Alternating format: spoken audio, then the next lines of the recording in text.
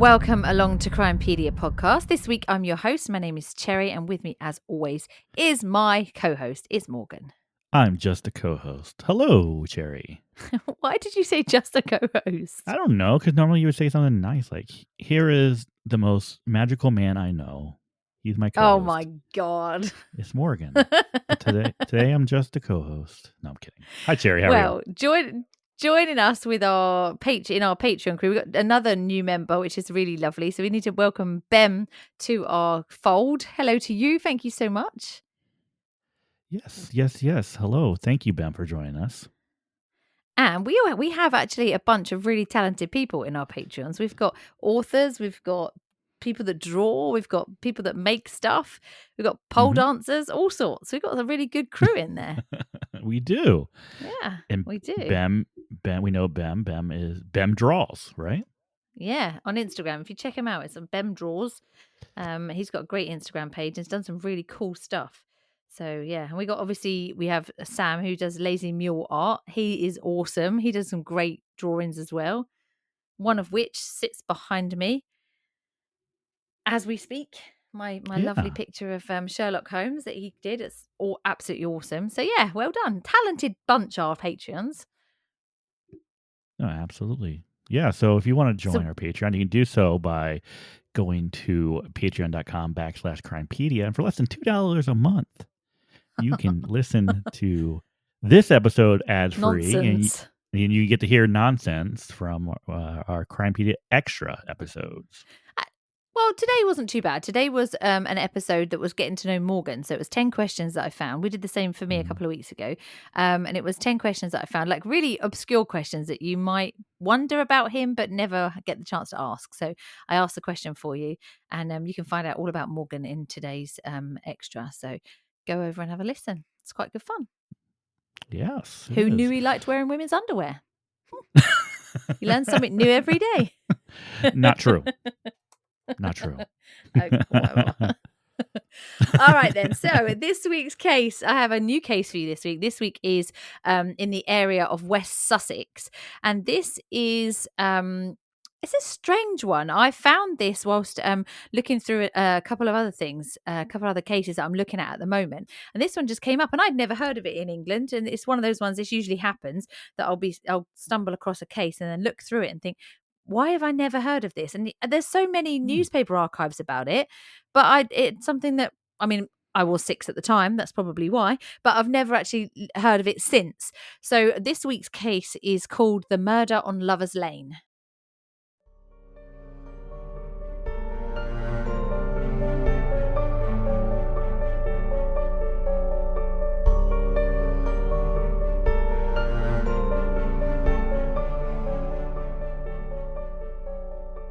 Peter Thurgood lived in the Borden area of West Sussex. He was a father of 2, divorced from the boy's mother. Lindy Benstead was a married woman who had 3 children with her husband Mick Benstead. On the 22nd of April 1986, both Peter and Lindy's lives would change forever. Their families would spend the next 36 years searching for answers.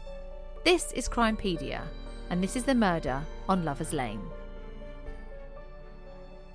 Okay, Morgan, so Peter Thurgood was a divorced father of 2.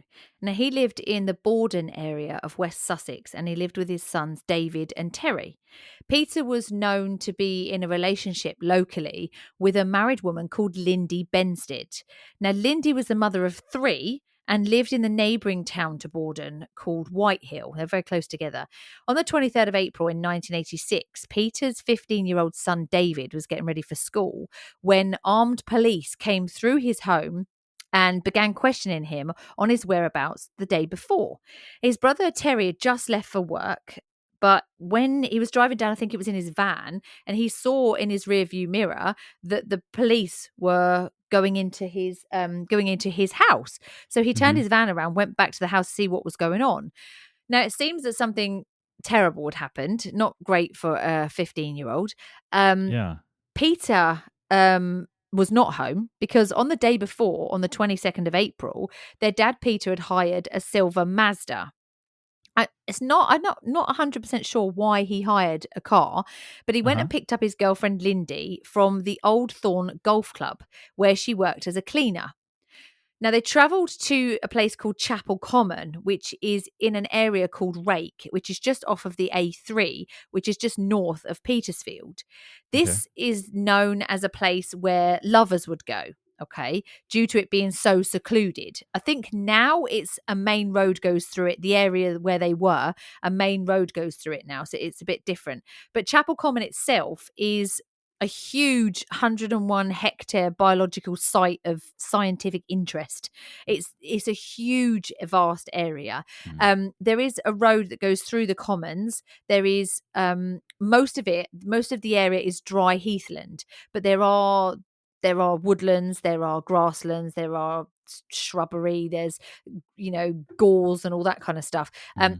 It's a huge area. If you do look it up and have a look at it on Google Maps or something, you can see, if you look for Chapel Common, you can actually see how vast Chapel Common is.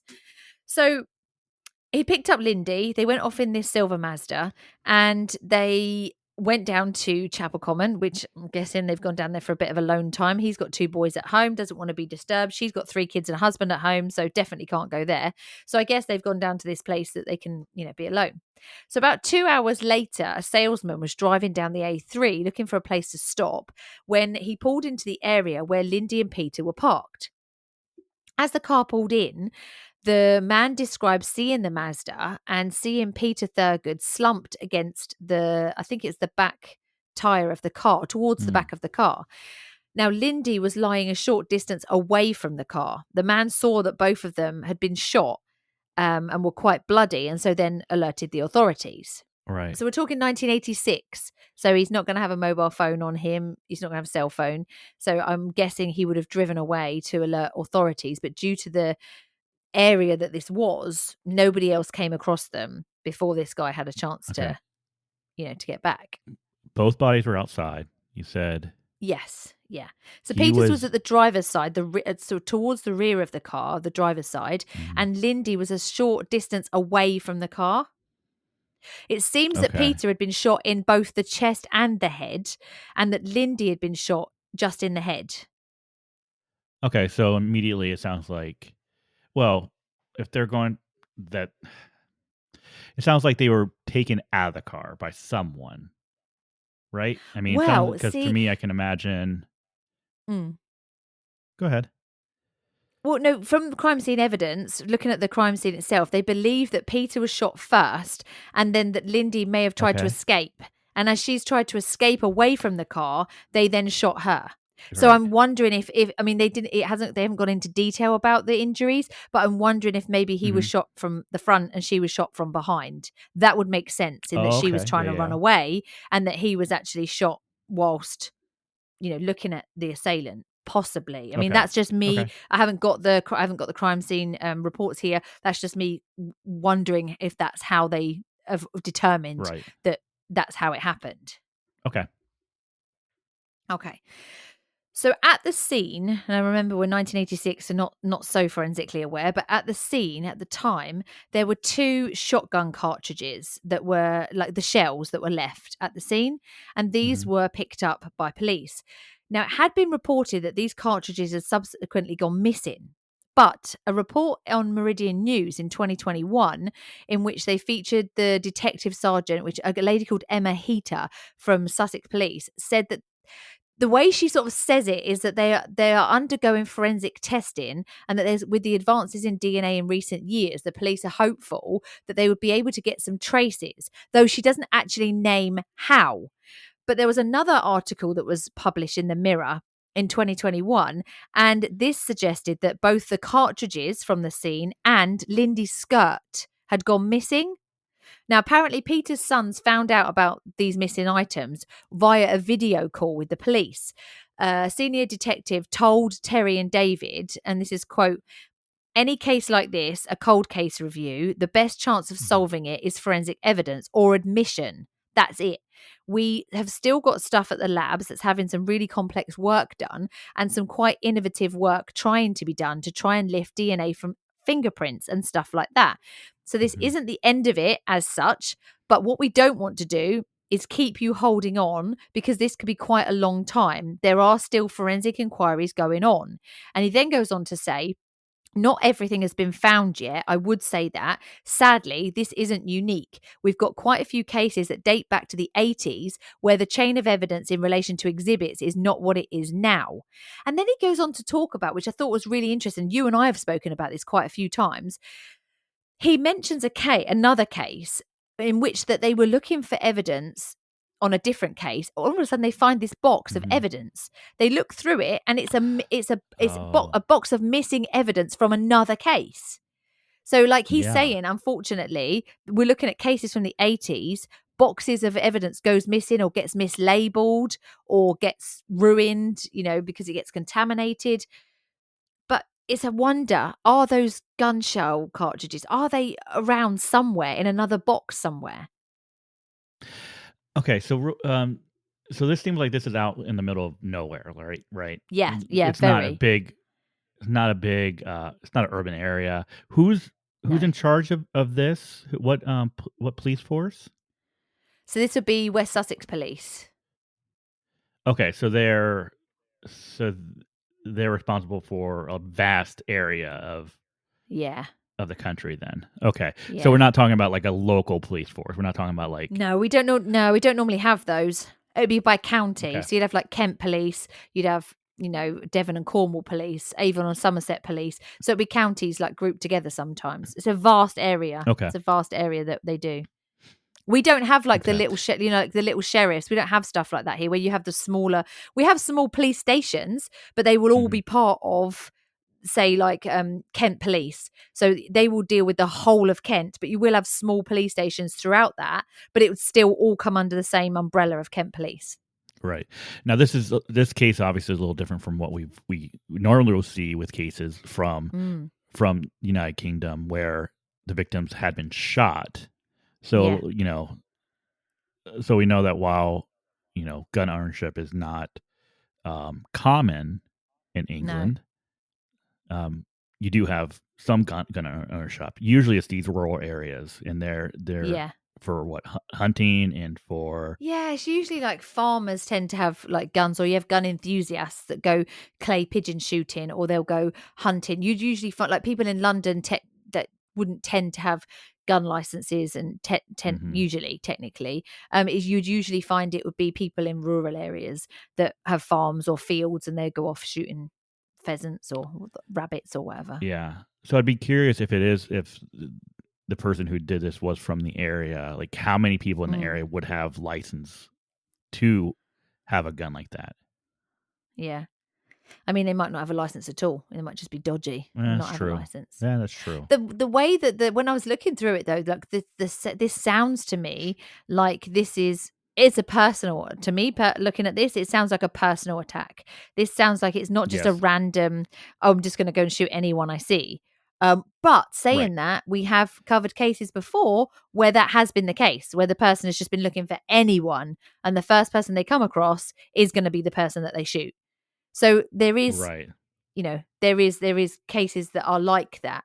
But to me, I don't know why, looking at this. Maybe it's because first off that they've been having an affair, and that kind of plants the seed in Yes. your mind straight away that somebody is not Mhm. happy with that. It doesn't say that That's anything was taken. that was my first thought. Is like this sounds Yeah. personal. Yeah, me too. Just because we don't tend to have guns as much as you guys Yeah, do over there. We don't tend to have them handy so much. exactly. Okay. So, at the time of the murders, the police carried out a reconstruction in the hope that somebody might have seen something. There were no decent tips that came from this, nothing that really put the police onto the path of anyone in particular. Um, there was a quarry nearby, and apparently this was searched by police divers, and officers were then sent to also to a nearby landfill site where they could see if they could find any evidence, like, I'm guessing that they're looking for the gun, because I don't see what other evidence they're going to be looking for. There isn't really. In some reports it says that Lindy's skirt was missing. I'm guessing she was wearing the skirt at the time. It doesn't actually give you any information as to what the skirt was, what it looked like. I'm wondering if that was taken by police because it was off. Because obviously, if they're in the car, I'm guessing that they're engaging in some kind of sexual behavior. Did she have her skirt off? And that's why it was, Hmm. I doubt the person is going to shoot her and take it off of her body just to take it. And obviously, police aren't going to take off a skirt, from somebody on the floor. If they're Right. not going to remove it from her body. So I'm guessing that they were engaging in some kind of sexual, But then saying that, wouldn't she just Hmm. pull her skirt up? Not to get into like Yeah. the Well, grit of it, yeah. but I mean, yeah, look, if you're going to this area, I'm sure it's not like you're going to some fancy hotel and you're no, gonna want to get yourself ready. You're going to just you're hooking up, and yeah. I- it's it's gonna be quick and not romantic. Awkward. No, that's right. And you're in a Yeah. car. I mean, let's face it, you're in a car. It's going to be quite awkward.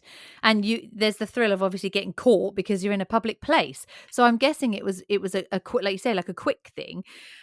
So I don't know if this skirt is missing because it was in the car and police have taken it for evidence along with these gun cartridges, or whether there's another reason that this skirt would happen to not be on her person.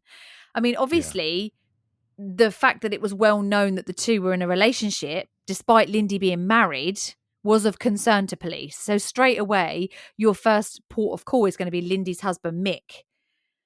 So police went to see Mick and he was brought in for questioning. But police found that he had a solid alibi, which was verified, and he was then subsequently released. The Okay. the kind of armchair detective in me still kind of thinks, okay, not necessarily would this person be responsible for pulling the trigger, but Hmm. it must be quite hard to know and have people locally know that your wife is in a relationship with another man, because it was locally known that these two were in a relationship. Yes. Mm. So our first point of call normally is, it normally is going to be the husband or the spouse. Right. And Peter's ex-wife Maureen. They were already separated, and when they separated, he then left the family home. So it's not known if the police brought in Peter's ex-wife Maureen for questioning, but her children, or at least her youngest son, was 15. So I would imagine, with the boys being minors, she would have had to have been present for them to be questioned by police. So I'm sure they would have spoken to her. Yeah. But here's the thing too, like they would know like if she would have access to a gun. Mm. And this doesn't seem like this would be um if this was like a scorned lover or a scorned husband or Yeah. wife, I would Yeah. lean towards a husband more so than a Yeah. wife in More than this a wife. case. Yeah. Yeah. I mean, yeah, I would tend to agree with you, um, because I mean the chances of a woman hire. I mean, saying that, I wonder what the percentage of women that hire hitmen. I'm not quite sure. I mean, in England in Yeah. 1986, is that something that would readily be available to you? Yeah, how would you find it? It's not like you'll be able to go on to the internet or, No, and exactly. Google it. You're gonna That's have to right. know you're It's a gonna have bit to know different. someone that knows someone that knows someone. Yeah. And how likely is that for her? Yeah. I don't see it. I mean, that's wouldn't be my No. my first thought. I mean, our friend, one of our friends from CrimeCon, Stephen, the former detective of the Metropolitan Police, he does on his LinkedIn. He will quite often give statistics of different, like he did one recently, which was all the statistics of violent, and I think it was murders that happened. Um, Mhm. with like from COVID or something like that in whilst COVID was going on. And he actually put out, he does really good statistics actually. He actually put out one, and it told you how many people were murdered by people they knew, as opposed to a complete stranger, as opposed to a friend. And it was really interesting because the domestic violence side of it was very, very high in females, like the murder victims being females. But Yeah. the murders by friends and acquaintances, the most popular were the men that were killed by most likely to be killed by friends or acquaintances. But women were most likely to be murdered by an intimate partner or an ex-partner. It's really Okay. interesting because you would love Yeah. to see his statistics of stuff. And he did like a comparison of before COVID, during COVID, and after COVID. And the domestic, you could see where the domestic violence statistics changed over those 3 different periods. And it's fascinating. And it is more common that a woman is murdered by a domestic partner, being a husband, a boyfriend, a lover, than a man being killed.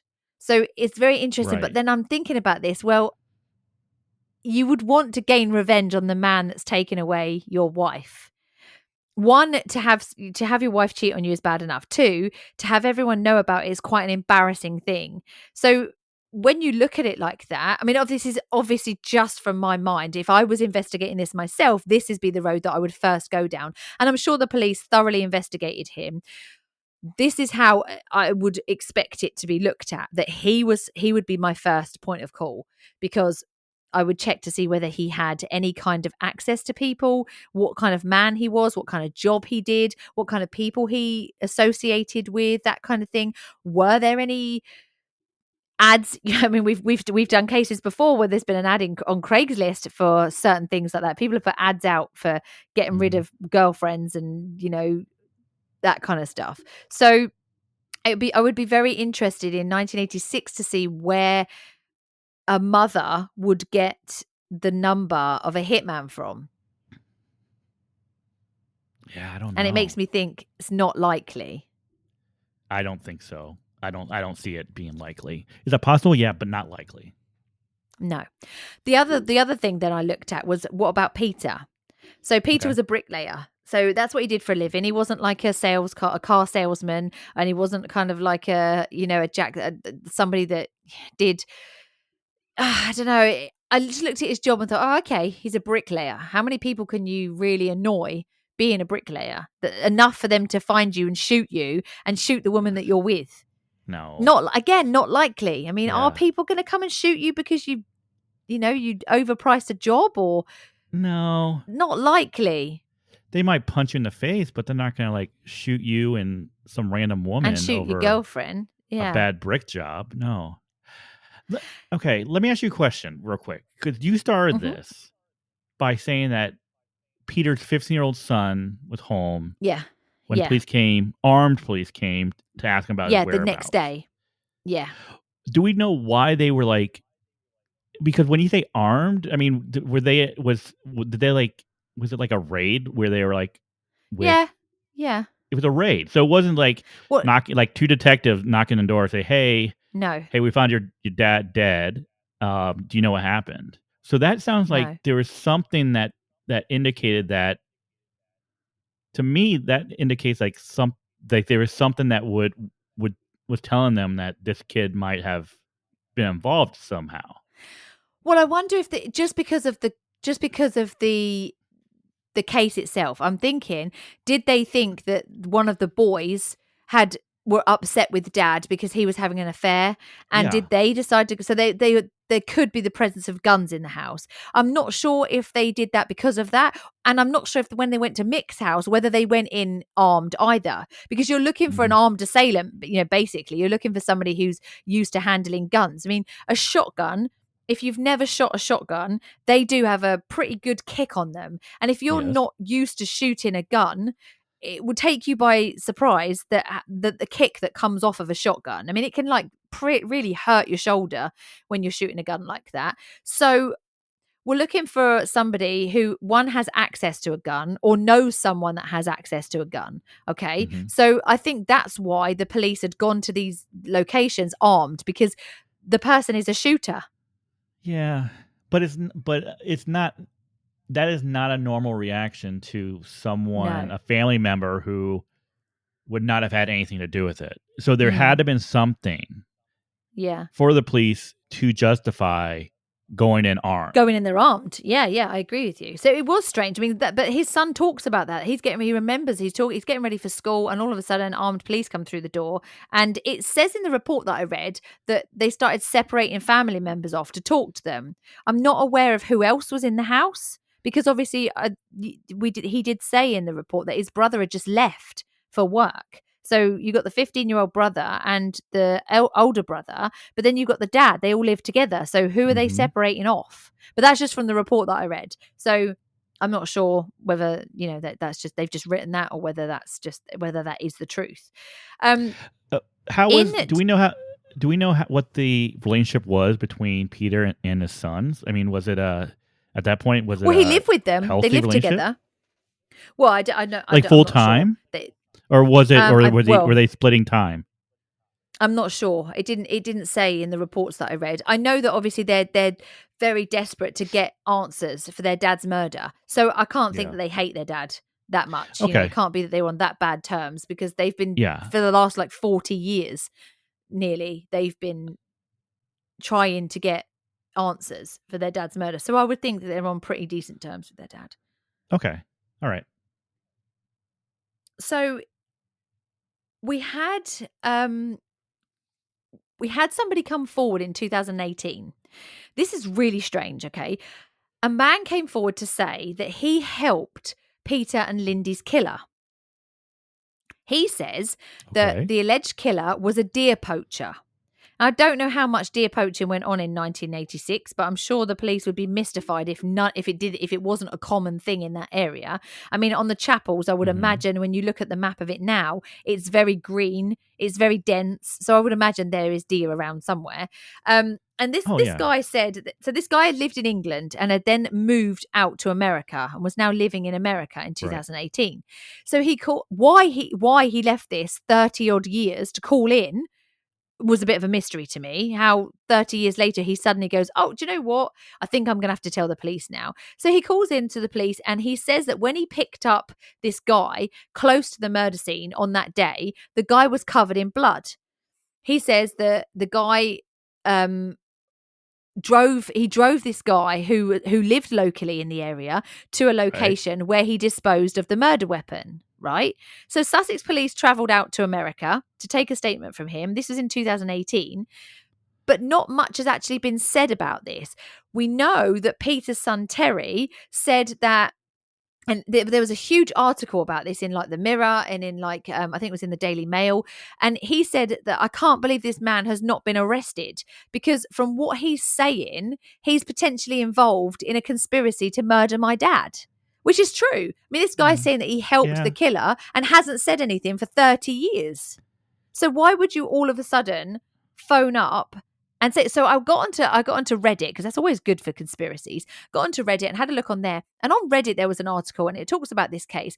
And every Hmm. single comment underneath says that guy in America is obviously involved in this somehow and is frustrated that nothing has come of it. And so Right. why interject yourself 30 years later? True. Now, the only thing that I question is Mm, his statement that the man was covered in blood. So we yeah, know that either like a rifle was used, which yeah. you're going to be pretty far from. I don't say pretty far. You're going to be away from the victim. So it's not like this is a close murder where you're like stabbing someone or using a knife. So there might be some blood splatter from Peter, Yeah.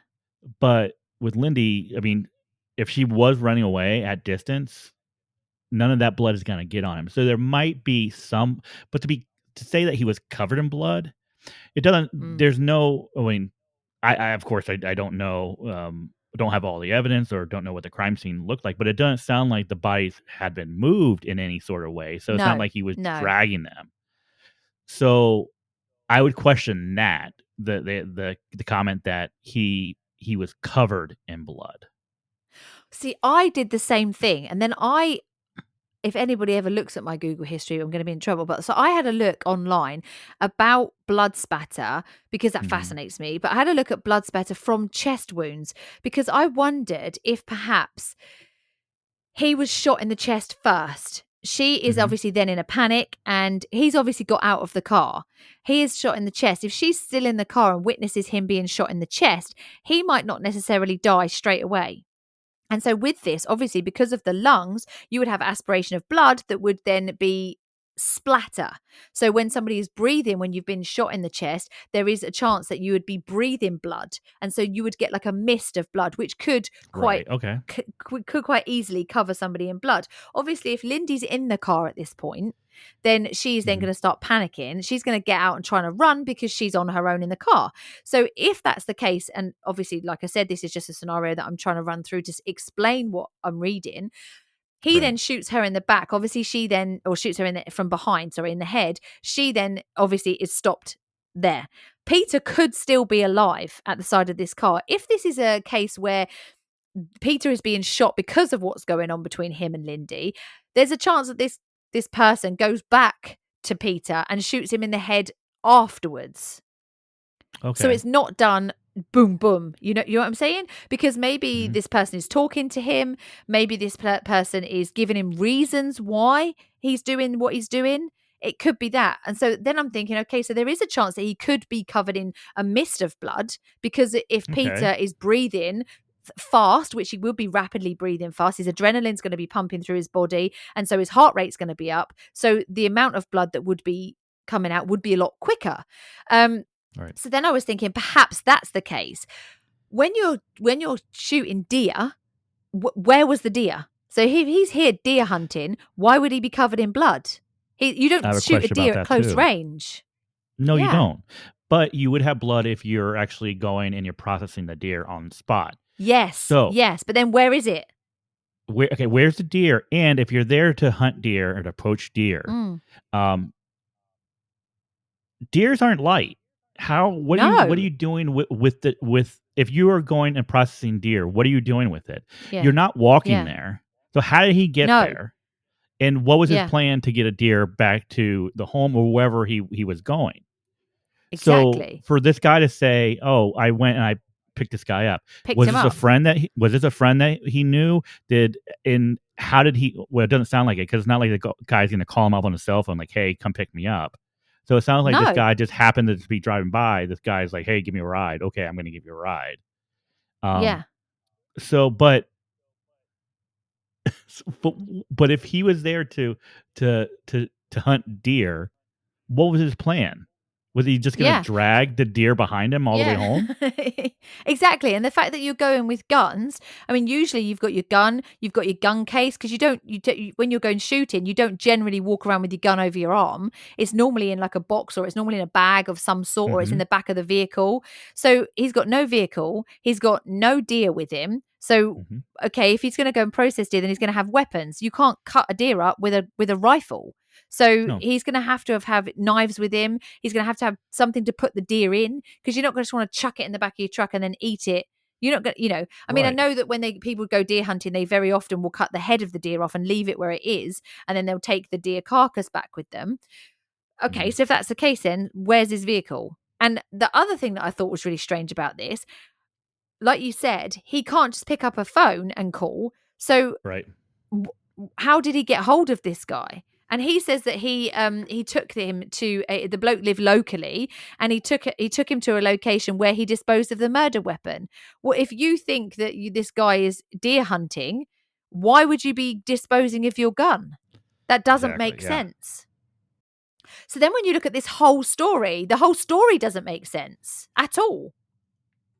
It doesn't. I mean, when you first hear it, you're like, "Oh, this guy has to know." I mean, why would he come forward 30 years with a story? He had to have Yeah, been there. yeah, No, I mean, no. he didn't have to be there to make up that story. He could just But why? So yeah, why ring 30 years later with this tip off? Because one, the tip off doesn't add up. None of it adds up.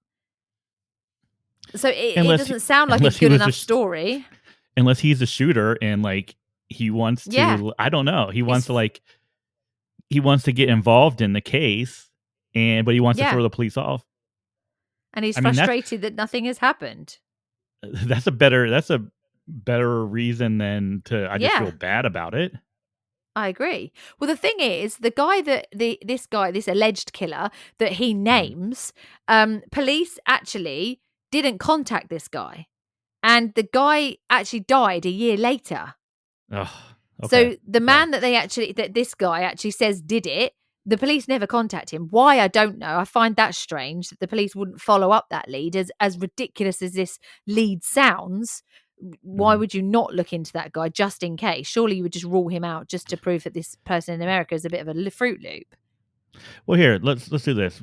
If you had a choice, would you think that the man who stayed in the area was more likely to be the killer than the guy who takes off and moves, thousands of miles away? Exactly. Exactly. I mean, exactly. Who's more likely to have something to do with this? And then Mhm. it made me think, okay, so maybe this guy didn't actually pull the trigger himself, but maybe he was involved with the person who did. This is Right. a Okay. these villages where Peter and Lindy live are very small. Everybody, you'd know the same vehicles that travel around your village, especially in 1986. You would know the Yeah. same people. People know each other. They know who works in the local store. They know who works up at the pub. They know who works at the golf club. People know each other in this kind of area. Now, police did actually release a statement that said, whilst this witness gave information naming a possible suspect, there was no evidence to corroborate the allegations whatsoever. Mhm. All these leads were thoroughly explored but have not led to any further arrests. So I can understand the frustration from Terry, Peter's son, because somebody phones in with this information and you automatically think, okay, well, if he is lying, why phone? If he's got something to do with this, but no one's led to him, why ring up and put yourself in this? It's a strange People thing do to it all the do. time. People Yeah, do it it's all the strange, isn't time. it? You have criminals that are sitting in prison who throw other prisoners or other people under the bus. You have people that uh, claim responsibility in crimes that they don't commit. So it happens. It's crazy, isn't it? Like it's just, I just don't. It's just crazy. I would It was say that, weird. like, for this person to ring up, oh well, really, like what, 30 some years later, Yeah. they had to have known about the case because obviously this is not a well known case. No, Um, it's not. and I can't imagine this guy going and Google is searching unknown Unsolved cases, cases. Yeah. unsolved cases in this area. So I think he does have knowledge of the case. Mm, Um, but I don't see him as if I don't see him as just being just this guy that just happened to randomly get involved because he was picking up this guy. Um, yeah. I don't see that. It's quite a weak story, isn't it? It's a It strange. It is. doesn't really make a lot of sense. I mean, if you went to pick up somebody that you knew, I mean, obviously he knows him, unless he was hitchhiking. But then if somebody got in my car covered in blood, wanting No, to would you? dispose of a No. gun, I'd be like, okay, I'm No, going to no, be going to thank the you. police a lot quicker than 30 years later. Yeah. Yeah, you're It's gonna let some guy strange. in your car and get blood over your seats? No, Get out of here. exactly. And you're gonna, and then, oh, can you just take me somewhere so I can dispose of this? You'd be like, okay, well, why? Why do you want to Yeah. dispose of your Even if it was hunting like, gun? "Oh, yeah, I was hunting deer and I wasn't supposed to, and Mm. I'm covered in blood." I was like, "Where's the deer?" Like, Yeah. come on. You obviously There's a shot lot of something there's because you're covered in blood. So what did you shoot and where is it? no, I think there's too many questions with the story. There's too many, Yeah, I agree. just things that just don't make sense with it. Well, Detective Superintendent Emma Heater, who spoke about earlier, Mhm. they released some drone footage of the area in the hopes that somebody would remember something, and with allegiances changing over time, that they Right. would come forward in the hope that maybe they'd get something new. She then made a statement and said, at the time of these tragic murders and since, numerous people have been named as allegedly being involved, and 2 arrests have been made. All these leads have been thoroughly explored, but we have not had any lead to any further developments or arrests.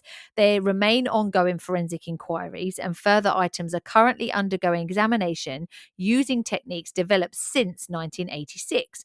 She also goes on to say, we remain in contact with both families and they will be updated with any significant developments. Although there have not been any developments, as in all such cases, we always pursue any new information or forensic opportunities whenever they arise.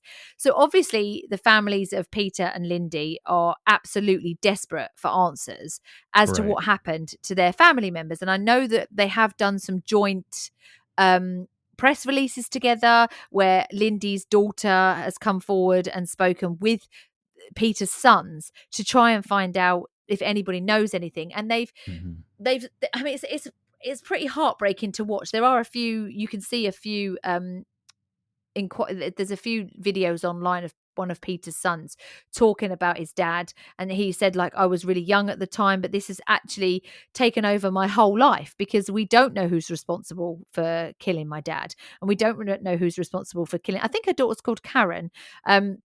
We don't know who's responsible for killing her mum. And obviously this person has been walking free for all this time, and we're no closer to finding out what happened.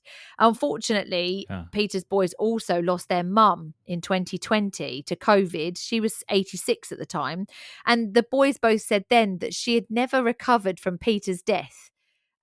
Since he had gone, she had never recovered. And it's been 36 years, and the families have still got no closure on this. They released a joint statement in 2021, and it said, the terrible killings of our loved ones have haunted both families for this is in 2021, so 35 years now, and we remain united in our desire to support any inquiries that will help bring justice and closure for us all. We ask anyone who has any information that they've not yet brought to the police to come forward now. So this made me go and have a look at the area. So I'm looking at the areas of Whitehill and Borden, which are, not very far from Chapel Common, not very far from where they were. They are small, little tiny villages. They are small, not very many houses, not a lot of areas. There's not a lot of area to go through. People there at the time in 1986, there would be whispers and there would be rumors as to what happened and who was involved. Okay. And then I'm thinking, as time has gone on, people get divorced, they split up, or they become friends, they fall out of friendships. There must be people that are keeping an eye on the case, the cold cases, that when they come up and they're in the news again, there must be people that have information that could just help put the family's minds at rest as to what happened and why. Because I think when you have a case where you lose a loved one, you always want to know why. And it's something that the coroners always you struggle with, because the coroner is there to tell you who died, why they died, when they died, where they died, and how they died, but they can't tell you why they died. So a lot of the time people go to coroner's court thinking that they're going to get the answer. They're going to know why someone was killed. But 9 times out of 10, they don't. They don't find out the why. Right. And I think with the family like this, they just want to know why. They know how, they know where, they know who, they know when. It's just this why. Why did someone shoot them? Yeah. And there must be people that know. There must be whispers in families. There must be people that talk about this that know why. I think it's personal. I agree. I get that feeling. I agree. It makes more sense than just a random poacher, being like... I agree with you. Do you think they give a fuck about, like, some guy shooting deer in there? No. Like, I wouldn't. I'm like, okay, go at it. Have fun. Whatever. She works in a golf club. So why would somebody shoot her? Did she forget to... She's a cleaner. Did she forget to clean something and somebody's got mad, followed her around and then killed her? No. The chances of that happening is not going to happen. The chances of it being a random person, Not No. really. Some guy just driving around getting ready to shoot people. I Mm-mm. can't see it. I just can't see it that time. I can't see it Yeah. being a thing. To me, it feels like it's a personal thing for the two of them. Yeah.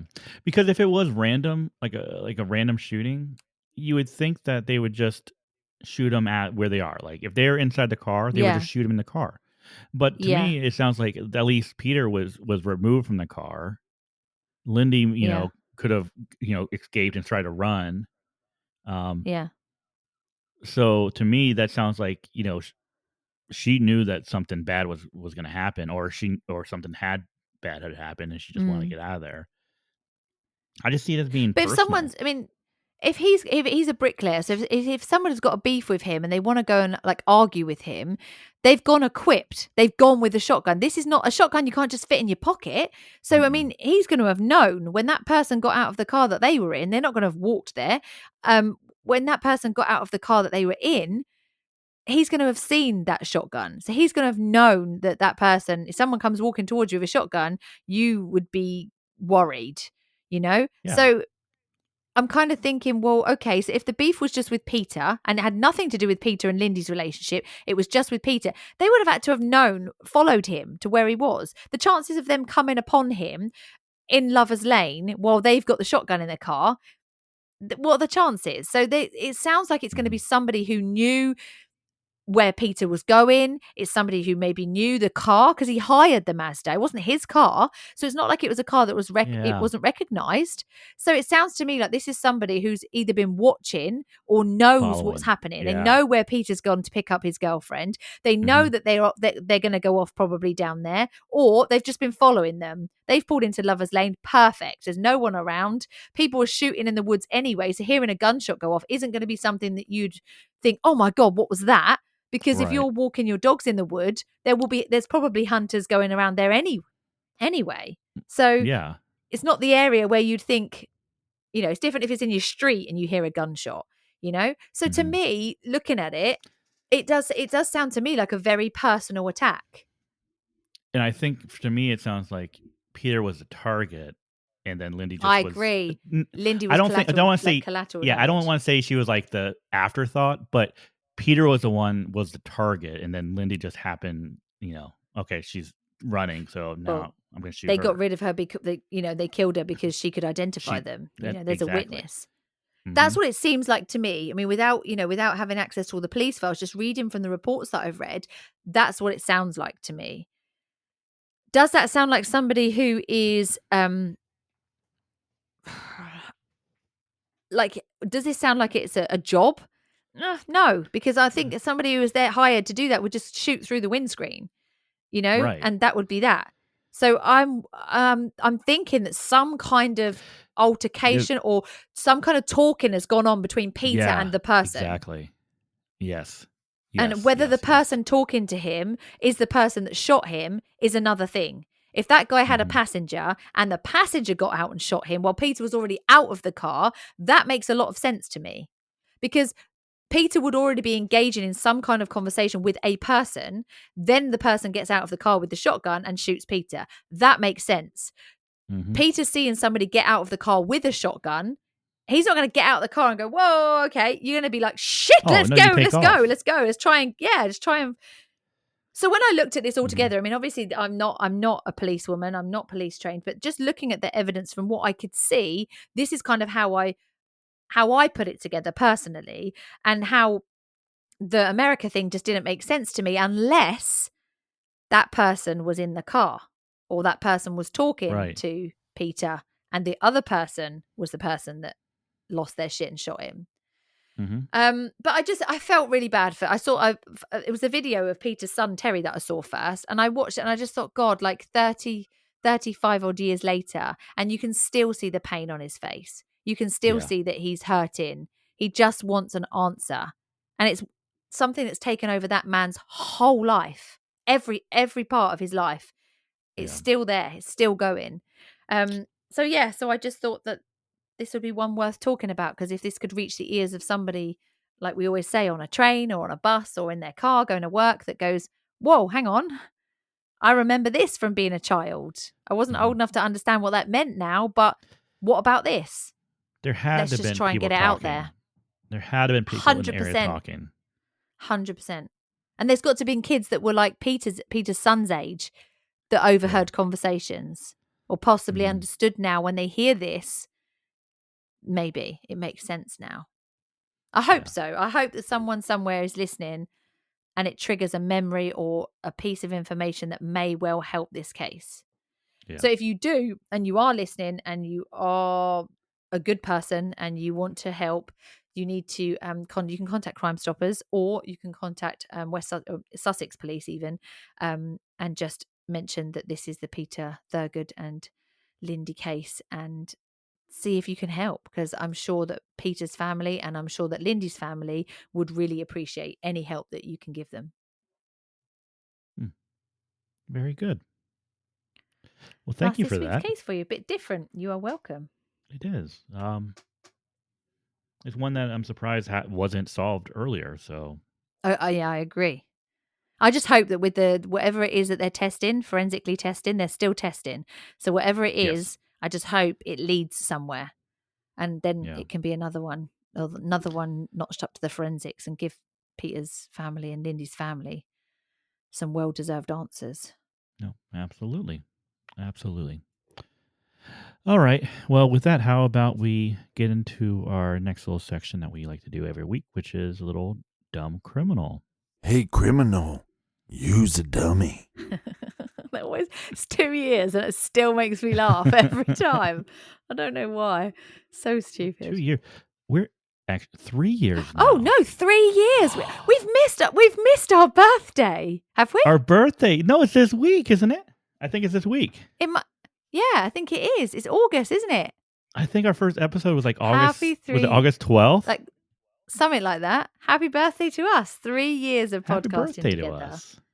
Yeah. It goes really fast. It does. A lot of cases. We've covered a lot of cases. And yeah. Oh, it's been a blast. Thanks, guys. Thanks for listening. Right then, give me a dumb criminal. All right. So this is actually, well, I know last time you did a group. So this is actually another group of dumb criminals. Okay. Okay. So back in July, state troopers in Pennsylvania, during a traffic stop, brought out a police K9 to search some suspect's truck. Now, the dog would go out and they would alert officers that there were drugs in the truck. And this truck ended up being taken to Pennsylvania State Police impound lot in Montoursville. All right. Now, when you have something impounded because of possible drugs, the last thing that I think you should do is break into that impound lot and try to recover the drugs inside the truck. Right? Oh, no. So on July 25th, state police were notified that someone had broken into the impound lot overnight. And upon arriving, troopers said that they noticed a hole had been cut into the fence. And in checking the surveillance, shows that a person was seen getting into the bed of the truck, accessing the cabin through the rear sliding window that had been impounded. Okay. Now, unfortunately for the person breaking in the lot, police had already recovered earlier that morning of course, crack cocaine, methamphetamine, heroin, marijuana, wow, a digital scale, along with other various items of paraphernalia. So they weren't able to recover anything from the truck. Now, obviously, someone's not just going to randomly break into the lot and go directly to this truck and break in and try to get their randomly drug select it. So police were able to actually arrest, or before they arrested it, they interviewed a 47-year-old man named John Martin Easton. He admitted to helping another man break into the impound lot along with another 34-year-old named Richard Hunley. All right. So they actually had stayed at a campground in the area over the night. Yeah. And then they went and they broke into the barracks and the police lot. So, yeah. So, not the smartest thing to do. So if police have Of course, the police won't have any sort of surveillance on their parking, like their impound lot, will they? They're gonna have nothing. No. They're gonna have no CCTV or anything like that. How stupid! You're going to break it into a police area, and you expect them not to have any kind of like CCTV or anything Exactly. like that. You idiots! No. I bet Just you take the they were loss. smoking something that night, and they've gone, "Oh, I don't know what's a good idea. Why don't we go get our drugs back?" Yeah, They're okay. like, guys, They've got to have been guys, on listen. something. I Yeah. just watched this great movie called Ocean's 10. Okay. Yeah. I got a great idea. Yeah. We're gonna break back in the impound lot. We're gonna get in Steal the back truck. our We're gonna stuff. steal back our drugs. They're gonna have no idea it was us. Yeah, that is probably exactly how the conversation went, because that sounds like it would be perfect. What a bunch of dummies. If you get your stuff impounded by the police, just take the loss, Yeah. guys. Just take that's the right. loss. Just walk away. Just be But yeah, be well glad that done. you're not Well already in done. jail, right? Just be Yeah, glad you're not yeah. already in jail. Just get out of the area, Idiots. run, because Yeah. nothing good's gonna happen to this. No, that's right. Brilliant. I love it. Thank you very much for that. It's a nice little light end to our episode. You can catch us in between our episodes. You can catch us on our social media. Somebody thanked me for mentioning it because they didn't know that we had social media. We do. We've got Facebook, but we're not on there very often. But most likely to catch us will probably be Twitter or Instagram. We've usually, one of us is on there somewhere. So send us a message and we will get back to you as soon as we can. But for now, that's it. You're back next week with your episode. Be nice. And bye.